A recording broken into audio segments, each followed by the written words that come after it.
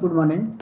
TMC knowledge में आपका स्वागत है। आइए देखते हैं क्लास 10th के लैंग्वेज के प्रश्न है। ये उसका टेस्ट सीरीज जो है कि ये पहला टेस्ट सीरीज है और ये रुक्मणी पब्लिकेशन की किताब है और इसमें 44 सेट कुल दिए हुए हैं। तो इसमें सभी में देखिए लैंग्वेज के ये प्रश्न दिए गए हैं, यानी कि पार्ट 1 जो है कि लैंग्वेज का है। और आपको पता है कि लैंग्वेज के 30 प्रश्न जो है कि आपके पेपर में रहेंगे कि जो क्वालिफाइंग नेचर का होगा, यानी कि सिर्फ इसमें आपको क्वालिफाई करना है। और इस 30 नंबर में से आपको 9 जो है कि इसमें 9 मार्क्स लाना, यानी कि 9 मार्क्स लाना ज़रूरी है, तब आप क्वालिफाई कर जाएंगे। तो आइए शुरू करते हैं इसमें। और इसमें देखिए इंग्लिश के 8 प्रश्न होंगे और जो बाकी जो प्रश्न 22 प्रश्न होंगे वो आपके हिंदी के होंगे। तो आइए शुरू करते हैं और इसमें देखते हैं पहला प्रश्न इसका देखते हैं। पहला ये जो सेक्शन पहला जो पार्ट दिया हुआ अंग्रेजी का है और इसमें देखिए इसमें पहला प्रश्न दिया है कि choose the most suitable English translation. इसमें इंग्लिश में ट्रांसलेशन चूज करना है कि कौन सा जो ट्रांसलेशन सही बनाया गया है, यानी कि वह 2 दिनों से बीमार है। हम जानते हैं कि ये प्रेजेंट परफेक्ट कंटिन्यूअस का होता है, यानी कि इसमें हम देखते हैं कि वो इसमें समय अवधि दी गई है कि वह 2 दिनों से बीमार हैं। तो ऐसे प्रश्नों को जो है कि हम हल करते हैं, यानी कि इसमें हैज बीन का प्रयोग होता है, हैज बीन और हैव बीन का प्रयोग होता है। तो इसमें देखिए वह है, यानी कि he has sick for 2 days. इसमें हैज बीन इसमें सही जवाब होगा, यानी कि ऑप्शन बी इसका राइट आंसर है, ये कि he has been sick for 2 days. अब आपको पता है कि जब ये पॉइंट ऑफ टाइम होता है तो सिंस का प्रयोग करते हैं, जबकि पीरियड ऑफ टाइम रहता है, यानी कि जब समय अवधि दी रहती है 2 दिन 4 दिन 2 घंटे 4 घंटे, इसके लिए हम फॉर लगाते हैं।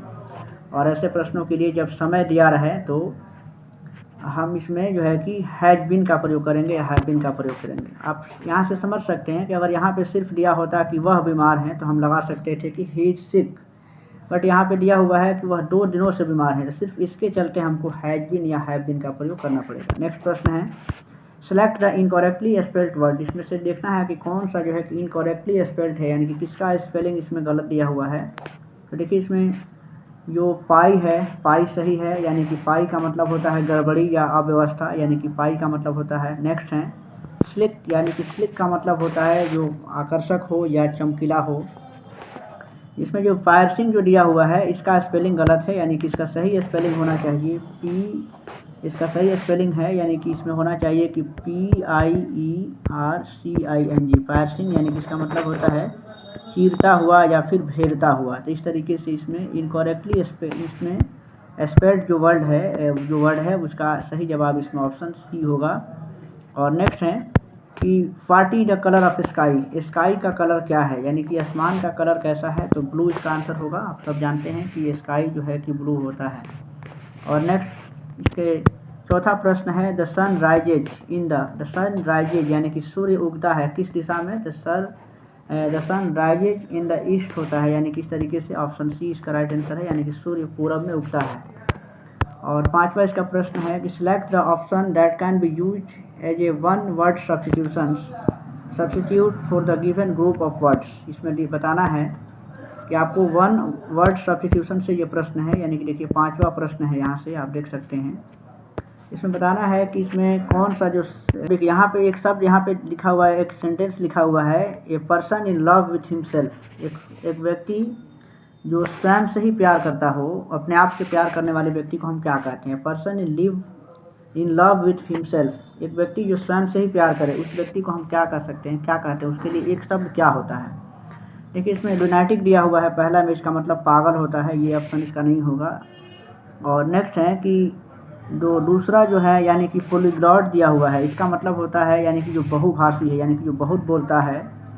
और इसमें जो एक ऑप्शन जो यहाँ पे दिया हुआ है, यानी कि जो इस शब्द के लिए जो सही ऑप्शन है, यानी कि इसमें ऑप्शन बी इसके लिए राइट आंसर होगा, यानी कि नार्सिसिस्ट इसको बोलते हैं जो व्यक्ति खुद से प्रेम करता हो। और इस तरीके से इसका छठा प्रश्न है कि सिस्टर सन यानी कि जो बहन का जो बेटा हो वो क्या होगा। तो इसके लिए कहते हैं कि इसको हम निफ्यू कहते हैं, यानी कि इसका ऑप्शन है इसमें ऑप्शन ए राइट आंसर है। और नेक्स्ट है कि select the most appropriate antonym of the given word. Hospitality, यानी कि हॉस्पिटलिटी है शब्द है, उसका एंटोनिम यानी कि उसका अपोजिट क्या होगा। इस तरीके से हॉस्पिटलिटी नाउन है और इसका मतलब होता है यानी कि आवभगत इसका मतलब होता है। और इसका जो एंटोनिम्स होगा वो होगा यानी कि कोल्डनेस, यानी कि उपेक्षा करना या उदासीन व्यवहार करना किसी का। तो इस तरीके से इसका सही जवाब है ऑप्शन सी, यानी कि कोल्डनेस इसका राइट आंसर होगा।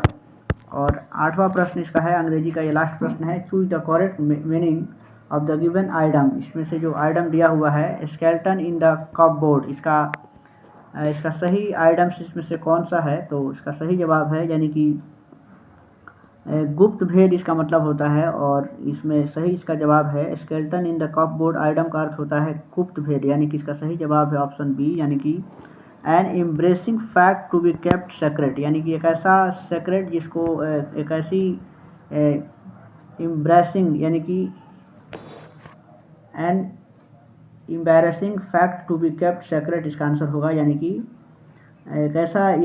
एक ऐसी बात जिसको छुपा के रखा जाए, यानी कि जो गुप्त भेद हो उसको हम कहते हैं, यानी कि ऑप्शन बी इसका राइट आंसर है। और इस तरीके से हम देख सकते हैं यहाँ से अब जो इसमें से अगला जो प्रश्न है सब हिंदी के प्रश्न होंगे, यानी कि 3 में न 13 में। इस लोकोक्ति का क्या अर्थ है? काफ़ी प्रचलित लोकोक्ति है ये। इसका अर्थ होता है 3 में न 13 में। लोकोक्ति का अर्थ होता है यानी कि नगण्य होना, यानी कि किसी में नहीं रहना, यानी कि इसका ऑप्शन है इसमें ऑप्शन सी राइट आंसर होगा। और नेक्स्ट है कि साथियों हार्दिक स्वागत, इस वाक्य में कौन सा कारक है? देखिए इसमें साथियों हार्दिक स्वागत है, यानी कि इसमें संबोधन किया जा रहा है। पहले देखिए ये संबोधन के सिंबल ऐसे होता है, यानी कि ये साथियों लिखा गया, यानी कि अपने साथियों को संबोधित करते हुए उनका हार्दिक स्वागत किया जा रहा है। इस तरीके से ऑप्शन ए राइट आंसर है। और नेक्स्ट है कि इनमें से अभ्युदय शब्द का संधि विच्छेद क्या होगा? अभ्युदय शब्द का संधि विच्छेद क्या होगा? तो देख लीजिए इसमें सही संधि विच्छेद इसका है अभिजोड़ उदय, यानी कि इसका राइट आंसर होगा। और ये जो संधि हैं आप देख सकते हैं कि ये स्वर संधि के उदाहरण है अभ्युदय जो शब्द हैं। और संधि हम जानते हैं कि जब 2 वर्णों का मेल होता है तो उसे हम संधि कहते हैं। नेक्स्ट प्रश्न है, इनमें से कौन सी भाषा भारतीय संविधान की 8वीं अनुसूची में शामिल नहीं है? 12वां प्रश्न है, 8वीं अनुसूची में किसे शामिल नहीं किया गया? तो देखिए मगही को इसमें शामिल नहीं किया गया है। बाकी जो संथाली है, मणिपुरी है, बोडो हैं, ये सभी जो हैं ये उसमें कुल 8वीं अनुसूची में कुल 22 भाषाओं को शामिल किया गया है। और नेक्स्ट है कि हिंदी में कुल कितने सर्वनाम हैं? हिंदी में कुल कितने सर्वनाम हैं? देखिए हिंदी में सर्वनाम की कुल सर्वनाम कितने हैं? तो 11 इसके लिए सही जवाब होगा। और नेक्स्ट है कि निम्नलिखित में से कौन सा शब्द तत्सम है? तत्सम हम शब्द बोलते हैं जो संस्कृत के शब्द जो हिंदी में प्रयुक्त होते हैं। तो इसमें सही जवाब इसके लिए क्या होगा आप देख सकते हैं। इसका सही जवाब है तत्सम शब्द कौन है? तो देखिए वर्षा जो शब्द हैं ये संस्कृत के शब्द हैं और हिंदी में भी प्रयुक्त होता है। इसमें सही जवाब होगा। जबकि वर्षा का जो तद्भव रूप होता है, यानी कि इसका हम अगर परिवर्तन के साथ अगर हम हिंदी में जो लाते हैं तो इसको बरसात कहते हैं, यानी कि ये जो शब्द हैं ये वर्षा का तद्भव रूप है। नेक्स्ट प्रश्न है कि इनमें से नयन शब्द में प्रयुक्त कृत प्रत्यय कौन सा है? नयन में कौन सा कृत प्रत्यय लगाया गया है? तो देखिए इसमें नयन में जो कृत प्रत्यय अन जुड़ा हुआ है, इसमें सही जवाब इसका ऑप्शन है, यानी कि ऑप्शन यहाँ पे देखिए उन लिखा हुआ है, जबकि सही इसमें लिखना चाहिए अन। ये मिसप्रिंट हो गया है, अन इसका राइट आंसर होगा। और नेक्स्ट है कि इनमें से किस वाक्य में अकर्मक क्रिया है? अकर्मक यानी कि वैसी क्रिया जिसमें कर्म नहीं हो, यानी कि वैसी क्रिया जिसका संबंध जो होता है यानी कि कर्ता तक ही सीमित रहे, वैसी क्रिया को हम अकर्मक कहते हैं। जिसमें कर्म नहीं है ऐसी क्रिया कौन? देखिए सोना चमकता है, चालक गाड़ी चलाता है, देखिए इसमें चालक करता है, ये चलाना क्रिया हो गया, जबकि गाड़ी क्या है? कर्म है। इसका राइट आंसर नहीं होगा, क्योंकि इसमें हमको चाहिए वैसा वाक्य जो कर्म नहीं हो। श्याम हंसता है, देखिएगा ये इसमें सही जवाब हो सकता है, यानी कि श्याम हंसता है। और क्योंकि देखिए इसमें श्याम जो हंसने वाला काम कर रहा है, इसमें ये श्याम हंसता है, यानी कि क्रिया का असर सिर्फ कर्ता तक ही सीमित है। उसी तरह से हम देख सकते हैं सोना चमकता है, यानी कि इसमें सिर्फ ये क्या है कि एक तरह से कह सकते हैं कि ये क्रिया है, और इसमें ये शब्द को जो भेद किया है, जिसको ये नोटेट किया गया है कि चमकता कौन है? तो सोना, यानी कि सिर्फ वहीं तक सीमित है, इसमें कर्म नहीं है। इस तरीके से इसमें अकर्मक क्रिया के 2 उदाहरण मिलते हैं, यानी कि श्याम हंसता है और सोना चमकता है, यानी कि उपयुक्त में से एक से अधिक इसका राइट आंसर है।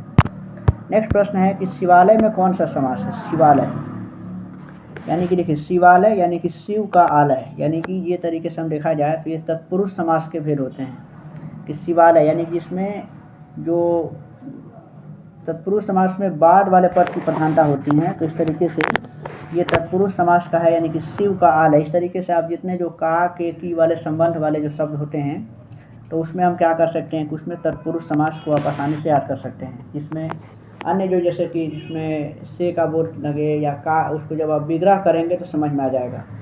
यानी कि इसमें का है, शिवकालय, देवालय, हिमालय, ये सब जो है कि राष्ट्रपति, राष्ट्रभाषा, ये सब जो है कि तत्पुरुष समास के उदाहरण होते हैं। नेक्स्ट है, इनमें से कौन सा शब्द पुल्लिंग है? इसमें से पुल्लिंग शब्द कौन सा है देखना है। इसमें देख लीजिए, इसका अगला प्रश्न इसमें राइट आंसर देखते हैं कि इसमें देखिए धनिया जो शब्द है ये क्या है, पुल्लिंग है, जबकि खीर, रोटी ये सभी स्त्रीलिंग शब्द हैं। और इस तरीके से नेक्स्ट इसका प्रश्न है कि सुप्त का विलोम क्या होगा? सुप्त का विलोम शब्द क्या होगा? तो देखिए सुप्त का विलोम यानी कि जागृत होगा, यानी सुप्त माने सोया हुआ, जागृत यानी कि जगा हुआ, इसका आंसर इसमें उसका विलोम शब्द होगा। नेक्स्ट प्रश्न है कि इनमें कौन सा शब्द पराक्रम का पर्यायवाची शब्द नहीं है? पराक्रम का पर्यायवाची शब्द इसमें से कौन नहीं है? तो देख लीजिए, इसमें शक्ति का संबंध भी पराक्रम से होता है, पुरुषार्थ को भी पराक्रम ही कहते हैं, यानी कि गरिमा जो है जिसका मतलब इज्जत प्रतिष्ठा होता है। इस तरीके से इसका राइट आंसर है बी, यानी कि गरिमा पर्यायवाची शब्द नहीं है पराक्रम का। 31वां प्रश्न है कि आपसे अरसे के बाद मुलाकात हो रही, इस वाक्य में किस प्रकार के क्रिया विशेषण का प्रयोग हुआ है? देखिए इसमें जो कालवाचक क्रिया विशेषण का प्रयोग हुआ है, क्योंकि इसमें समय को सूचित किया जा रहा है कि बहुत लंबे समय के बाद मुलाकात हो रही है। नेक्स्ट है कि भयानक रस का स्थानीय भाव क्या होता है? अस्थाई भाव क्या होता है, सॉरी, भयानक रस का अस्थाई भाव क्या होता है? तो भयानक रस का जो अस्थाई भाव होता है यानी कि उसमें भय होता है, यानी कि इसमें जो ये छंद अलंकार रस से संबंधित है, यानी कि भयानक रस का मतलब भय से होता है। और नेक्स्ट प्रश्न देखते हैं कि चोर वहाँ दीवार के पास खड़ा था, इस वाक्य में वहाँ किस प्रकार का क्रिया विशेषण है? वहाँ आप देख सकते हैं, यानी कि इसमें स्थान सूचक होना चाहिए, क्योंकि इससे स्थान का बोध हो रहा है, यानी कि किसी स्थान को निर्दिष्ट किया जा रहा है कि चोर वहाँ पे खड़ा था। इस तरीके से ऑप्शन सी इसके लिए राइट आंसर है। अघोष अल्प प्राण का उदाहरण कौन सा है? हम जानते हैं कि हिंदी में अल्प प्राण और महाप्राण दो प्रकार के व्यंजन पाए जाते हैं। अघोष अल्प प्राण का उदाहरण इसमें से क है, यानी कि इस तरीके से ऑप्शन इसका बी राइट आंसर है। यानी देखिए इसमें बता देते हैं कि जो अघोष जो अल्प प्राण होता है, यानी कि इसमें जिन वर्णों के उच्चारण में स्वर तंत्रियाँ जो होती हैं वो झंकृत होती हैं, उसे घोष, और इसमें झंकृत नहीं रहती हैं उसे अघोष कहते हैं। तो अघोष वर्ण में आपका ये आ जाएगा, यानी कि क इसका राइट आंसर है। और नेक्स्ट प्रश्न है, शुद्ध वर्तनी वाले शब्दों का चयन करना है, कौन सा शब्द सही लिखा गया है इसमें बताना है। देखिए इसमें ये जो चिन्ह लिखा गया है, यानी कि ऑप्शन बी में ये सही है, बाकी ये लिखने का तरीका गलत है चिन्ह को। अब यहाँ से देखिए 25वां ये प्रश्न था ये यहाँ से, और देखिए यहाँ से 26 से लेकर के 30 के जो प्रश्न हैं, आप क्या कर सकते हैं कि देखिए इस गद्यांश को ध्यान से आपको पढ़ना है। देखिए यहाँ पे दिया हुआ है, इन गद्यांशों को ठीक से पढ़िए और इसके बाद से इस पैसेज को पढ़ करके आप इसका जवाब आपको इसको देना है। यानी कि आप इस पैसेज को आराम से पढ़ सकते हैं और इस पैसेज को पढ़ने के बाद आसानी से आप इसमें से संबंधित जो प्रश्न है यहाँ से आप दे सकते हैं। देखिए इसका प्रश्न मैं बता दे रहा हूँ, हुमायूं में कौन सा गुण था? तो इसका सही जवाब है, यानी कि हुमायूं में कौन सा गुण था? तो हुमायूं जो है कि कृतज्ञता उसमें थी, यानी कि इसका राइट आंसर है। पैसेज के आधार पर दिया हुआ है, ममता दिन भर बाहर क्यों निकली, बाहर क्यों नहीं निकली, इसका सही जवाब क्या हो जाएगा? तो उसका राइट आंसर है, यानी कि क्योंकि वह डरी हुई थी। आप पैसेज को पढ़ेंगे आसानी से आपको समझ में आ जाएगा। और नेक्स्ट है कि निम्नलिखित में से बुढ़िया को क्या नहीं था? बुढ़िया को क्या नहीं था? तो सामर्थ्य इसका राइट आंसर होगा, यानी कि बुढ़िया के पास सामर्थ्य नहीं था। आप पैसेज पढ़ेंगे तो बिल्कुल क्लियर हो जाएगा। अश्वारोही वहाँ क्यों आया था? तो अश्वारोही वहाँ बुढ़िया को ढूंढने के लिए आया था, यानी कि ऑप्शन ए राइट आंसर है। और सही इसका लास्ट जो प्रश्न है, यानी कि गद्यांश में पथिक किसे कहा गया है? पथिक किसे कहा गया है? तो देखिए इसमें हुमायूं को पथिक कहा गया है। इस तरीके से ये 30 प्रश्न हैं लैंग्वेज के, जिसमें इंग्लिश और हिंदी के प्रश्न आपने देखा, काफ़ी बढ़िया प्रश्न थे।